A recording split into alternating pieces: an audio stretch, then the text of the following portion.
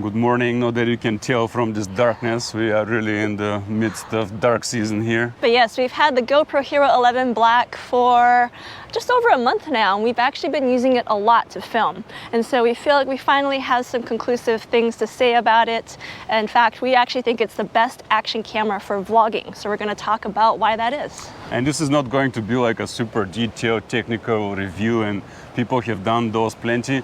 This will be our sentiment as users of this kind of camera and the things that matter to us and the things we like about this camera. The number one thing that is worth saying here, given the history, is that this camera so far for us has been completely bug-free, which sounds amazing when you're talking about GoPro. So we started vlogging with GoPros back with the Hero 7. That was a really great camera. That was the first action camera for GoPro that had HyperSmooth in it. The problem with all recent GoPros that we've been very vocal about on this channel is that they've had a lot of bugs. They've been freezing as you're filming. They don't turn on properly. In the case of the Hero 8, they used to lose your footage. And so we've encountered all of those issues on previous GoPros. But on the Hero 11, zero problems. It's been perfect. That's right. We have done now 2 trips where we film any chance we get, and it has not even bugged out once. No freezes, no footage getting ruined, no overheating, absolutely nothing. And the best of all, when you turn on the button, when you press it, it turns on, and it never fails so far. Yes, and so I really think that that's due to, number one, it was the processor being a little bit old. So on the Hero 10, they upgraded the processor. And on the Hero 11, they finally gave the camera a new sensor. So I think those 2 things have really, changed the camera for the better. And hopefully GoPro will continue to do that more frequently on the, upcoming cameras so that we don't have those freezing issues. So this right here, it could have just been that, and I would have hailed this as a very successful release, because the number one thing that GoPro had to do was squash all these bugs that were a plague on the experience of using it and on the productivity and on the reliability. None of those things have been present. That alone would have made a killer release for me. So on this Hero 11, I think it's safe to say that this is also the best image quality that we've ever seen on a GoPro, and that is partially due to the new sensor. It's not bigger per se, but it is taller, so you're now able to shoot in that 8:7 aspect ratio, which is pretty nice because it gives you some flexibility to crop in horizontally or vertically in post-production. Other than the new resolution there, the footage just looks better, and you get this shiny look out of it that you don't see on any other action camera at the moment. There's actually a wow factor. GoPro has also started shipping a new so-called digital lens, and it's called Hyperview, which is ultra wide, and it actually basically sunsets the mode. The max lens mod. Max lens mode is now useless for this GoPro unless you have an older GoPro. You don't need to buy it. So basically you save $100 and gain a ultra wide yet stable.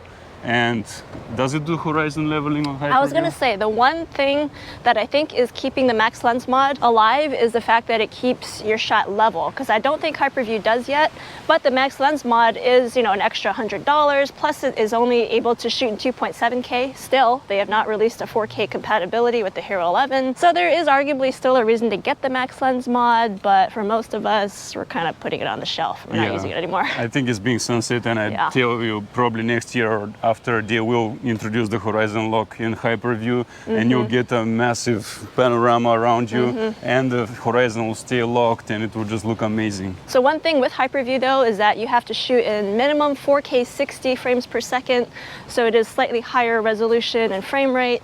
But I mean, that's kind of cool because then you can have some flexibility in editing that footage later. You can slow it down a little bit. And so we've been really liking that Hyperview, not for all situations because it does have that barrel effect on the sides. Your subject really has to be in the center to make it not look distorted. But when you're doing that POV perspective or trying to get your whole scene around you with Hyperview, it's just amazing. Yeah, it looks really cool. Yeah. It's something to be excited for sure. This will now segue a bit into the next point, which is about stability. But part of the big gain here in the way the image looks in the GoPro is that they added this auto boost setting for hypersmooth. And what that does is it determines on its own how much it needs to apply. And that has to do with cropping. And so what you end up with is a much less of a crop. So when you're shooting in linear and horizon lock and auto boost, you end up with this really beautiful wide angle image with no distortion at all, which indeed now no longer has anything to do with the barrel and the fisheye that action cams and GoPro were associated with and looked down upon because of. On top of that, you're getting the latest version of Hyper Smooth, which we weren't sure if it could get any better, but guess what? It can. It just looks so buttery smooth, even when you're walking like this, when you do action. The stability has somehow gotten better. It has, and it has every single time, and it continues to get better, to the point where right now, hands down, there cannot be any smoother footage with a handheld camera, but this GoPro 11 is the best of all. Even though GoPro does have the very best image stabilization, there are some competitors out there, like Insta360. And I did make another video stating that Insta360 X3 was the best camera for action. And I still think that that's true. I think that you want some kind of 360 camera when you're doing action scenes because it's so valuable to just do that scene once and be able to get different angles from it, which is something that you can't do with a flat camera like the GoPro. And I agree about strictly action. We have indeed been using Insta for a couple of years now for just our action sequences. However, for what we do, which has a lot to do with vlogging, travel vlogging, family vlogging, or reporting on certain topics and so on, we're actually talking to the camera a lot, and we often need and prefer the simplicity that the GoPro gives you without introducing the whole 360 factor that also takes post-production and so on. We want to make this distinction that for vlogging, GoPro is our go-to and favorite and best action camera, but that is because we vlog. If we did strictly action, it would most likely be a better use case for the Insta. One of the main shortfalls of action cameras is their low light performance, and that is obviously the case for the GoPro 2. We do feel like they made an incremental improvement in low light on their own, especially when it comes to indoors with lighting on. It actually is doing better in my opinion. But also we have found that you can get very good footage out of the GoPro at night as well by using a gimbal, which you can explain how you've been doing. The main setting that affects your low light image is your ISO. And so on the new Hero 11, they've added ISO Auto, which is something that they have not had on previous GoPros, interestingly enough. And so it actually makes it a lot easier to just set it and forget it. You don't have to play with your ISO maximum or anything. GoPro chooses it for you. And I think in low light conditions, it actually does a really good job. It balances out your shot really well without overexposing it, and thus introducing a lot of grain or noise in your image, so it retains really nice image quality, and it looks really good in low light, I think, considering it's an action camera. Yeah, and when you put it on a gimbal, I did that in New York, which is a pretty bright city, but the footage looks fantastic. You cannot tell at all that you're filming with a GoPro, and it ends up looking like stunning, shiny, like you are doing a giant mirrorless on a giant gimbal, but just like handheld right here. And we should also reiterate that you do need the gimbal, because without it, when you're in low lighting, then even with Hypersmooth on, you're gonna get really bad stabilization. So once the sun goes down or once you go indoors, you really should stick the GoPro on a gimbal. One thing that's closely related to what just Susie said about ISO is that this GoPro, one, has really good auto exposure. It actually nails it, it rarely ever fails. And the way it exposes looks much nicer than previous GoPros and other competitors. And number two, when it comes to dynamic range, this actually really handedly beats DJI's latest camera. You can compare and you see changing conditions, flashing lights, shadows and stuff like that, and the GoPro exposes for them and has better dynamic range. Something interesting to me as a software developer, but in the GoPro now they have improved error messaging, and when something does go wrong, like you may have inserted an incompatible memory card, previously it would just be catastrophic failure, no information, you have no idea what's going on. Now it actually tells you, oh hey, you need to be using a V30 memory card, and now you actually understand what's happening, and that's a really major part of user experience and reliability. So they have done, it could be a small improvement, but it actually is a major thing. Along those lines, another thing that we've kind of talked about in the past is that GoPro battery life has not been great, and they actually addressed that last year. In between the Hero 10 and 11 releases, they introduced the new Enduro battery, which is what we're using now. We've pretty much swapped all of our older batteries for the Enduro battery. And the Hero 11 is the first one to ship with an Enduro battery. So when you buy the Hero 11, you're getting that new battery along with it. and it's been a really good improvement as well. And that is major because aside from the crashing bugs and the fatal problems, the battery life was the plague on a GoPro user because you would be like 3-4 a day. You just cannot keep up.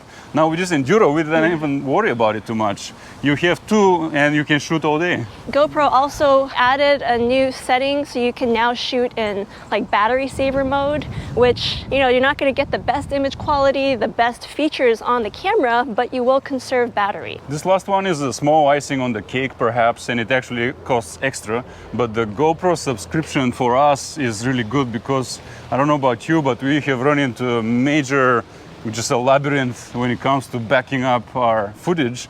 And if something does it for you automatically, that is such a headache off your chest because, you know, if you're doing it manually, years have passed, you have terabytes and terabytes of footage, you have no idea where they are and if they are safe. If this automatically gets picked up and puts them somewhere in high resolution, which we tested out, and it appeared to us that GoPro is indeed backing up the 4K footage at its original quality, and that is huge. So on the Hero 11, there's now auto upload, which does exactly that. It'll connect directly to the GoPro cloud and start to upload your footage.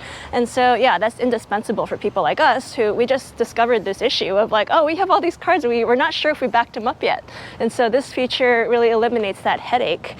But the GoPro Cloud is only one of several things that you actually get when you buy the subscription. You also get up to 50% off of these accessories, so you can buy more Enduro batteries or the Media Mod at a discounted price. And you can also get a replacement of your GoPro, no questions asked, in case something does happen to it. So those are our reasons, just a few really, of why we think the GoPro Hero 11 Black is the best action camera for vlogging and really the best GoPro ever. I mean, mostly because they've eliminated those bugs and there's been no freezing issues, but they've also added some really nice features as well. That's right, a very, very strong release. And for us as filmmakers, you know, we have this review channel, which is actually our bigger channel, but we also love to make movies, and that's why we made this channel first, to learn all this stuff. And yeah, when it comes to making our creative expression, our vlogging, our capturing our memories as a family and our trips and so on, there's no better camera than this GoPro because it is so small in your hand, so stable, so enabling to creatively go through your day, even if you're moving, if whatever you're doing, there's nothing that works quite as well for us. And we like to tell our stories on it. It becomes our main camera whenever we shoot. We especially feel this way now that our baby is basically a toddler and he's running around at like this little toddler level, and there's no better camera to try to capture that than a GoPro. Trust us, we just tried to use our mirrorless cameras to, you know, to keep up with him, and that doesn't work. You gotta go with a small camera like this and it works perfectly. That's right. So for children, for adventuring, for going out in nature, for going underwater, we've been swimming in the lake all summer and all kinds of things. It's just hard to beat. And if you look at the way our cards are and our hard drives, it's like 90% GoPro footage at this point. Yeah, it's true. Yeah, the GoPro is still our #1 camera that we take with us. Even though we are adding, you know, 360 cameras as well, we've still got our Fujis. Like, we still use other cameras, but primarily it is GoPro doing a lot of the heavy lifting for us. Exactly. Everything else ends up being bells and whistles.